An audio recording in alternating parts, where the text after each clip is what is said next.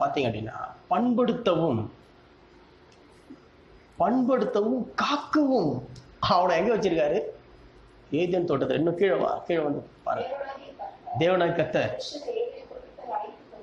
மனுஷனை ஏதேன் தோட்டத்தில் அழைத்து கொண்டு வந்து அதை பண்படுத்தவும் காக்கவும் அல்லேலூயா, பண்படுத்தவும் காக்கவும் வைத்தார். இந்த இடத்துல நம்ம ரொம்ப ஒரு அறியக்கூடிய மிக முக்கியமான ஒரு வசனம் பூமியில சொல்லப்படுது. 2:5 சொல்லுது ஆதியாகமத்துல.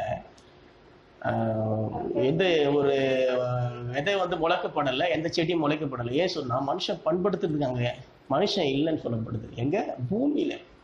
ஆனா ஆண்டவர் பூமியில அங்க வைக்காம பூமியில அவனை அப்படியே வேறு பிரிக்கிறார். பூமியிலேயே என்ன வேறு பிரிக்கிறார்னா, ஏதேன்ற ஒரு தோட்டத்தை உண்டாக்கி அந்த தோட்டத்துக்குள்ள மனுஷனை வச்சு அவனை என்ன செய்யறாருன்னா அங்க அவனை பண்படுத்தவும் அந்த இடத்துல அதை பாதுகாக்கவும் வைத்தார். அது எப்படிப்பட்ட ஒரு தோட்டம்? அது ஜீவ விருட்சத்தின் கனி அங்க இருக்கு.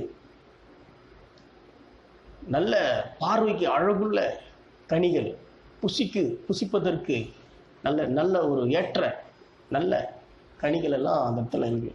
பொன் விளையக்கூடிய ஒரு பூமியா இருக்குது ஏதேன் தோட்டம். பொன் விளையுது, கோமேத கற்கள், இப்படி நல்ல தண்ணீர் பாயக்கூடிய ஒரு இடத்துல தான் ஆண்டவர் மனுஷனை வச்சு அந்த இடத்த தான் பண்படுத்து, அதை தான் பார்த்துக்கோ அப்படின்னு சொல்லிட்டு ஆண்டவர் அங்கதான் மனுஷனை வச்சார். பூமியில வைக்கல ஆண்டவர். அதை நம்ம நல்லா கவனிக்கணும். பூமிக்கு அவன் எப்படி வந்தா சொல்லிட்டு பார்க்கலாம்.